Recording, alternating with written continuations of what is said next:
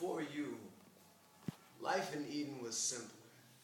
Fist-sized fruits, water balloon ripe dripping from every tree, the sun smiling into the writhing waters of the Red Sea, butterfly-filled kaleidoscope breezes flowing over green silk grass carpeting, long days of doing nothing but titling the artist's newest creations. It was routine and unsatisfying. He told me stories of existing within the void, making me within himself for company. Unfortunately, the spark it took to force breath into clay carries many unforeseeable consequences. Like snakes and curiosity, I was my father's first child. I soon gained self-awareness. Wow. Being the only one of my kind, my wine-sacked stomach knew the sickly fullness of too much before cancer. Had a constellation to call shoreline, it was you. Beating through my skin, God offered to pry out my heart's favorite rib, create a lover-shaped hole in my chest, but filled a trace space made from fingertips touching with pieces, or the very bone who gently listened to my heartbeat's first whispered rhythms. Ground stardust fine, reconstructed to the tune of Venus. The artist compromisingly crafted another reflection so at least one of us could exist who'd never know being lonely. That was my job. When I heard the thunder clap, we'd only been apart a few moments that day. It wasn't fair.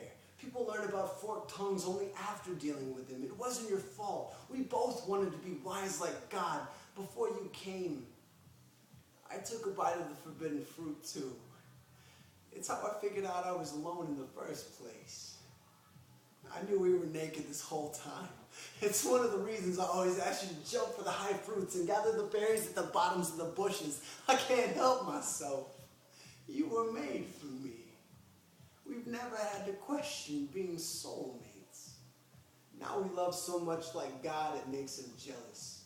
I bet one day he even writes a commandment about it. My love, let him keep eternity.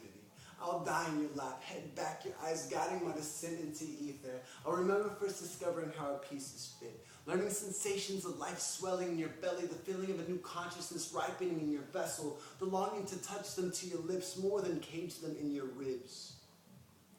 Let us teach our children that Eden was all rules and gates. We'll rewrite the history on the walls of caves saying that we escaped. The pain of thorns on my feet will only spur smiles knowing when I left God, the best thing he ever made came attached to my palm, my dearest Eve. God does not know what he let go of, and I will not make that same mistake. I'm not upset with you. This is just our genesis. I know now that we are human, imperfect and beautiful, scratched mirrors playing as their reflections. We were once, are now, and will forever be one. Beyond the day that our clay settles back into earth, we will always have our story. Besides, if life were perfect, it would be boring, and thus imperfect. Let us leave Eden to God. We have a world to create.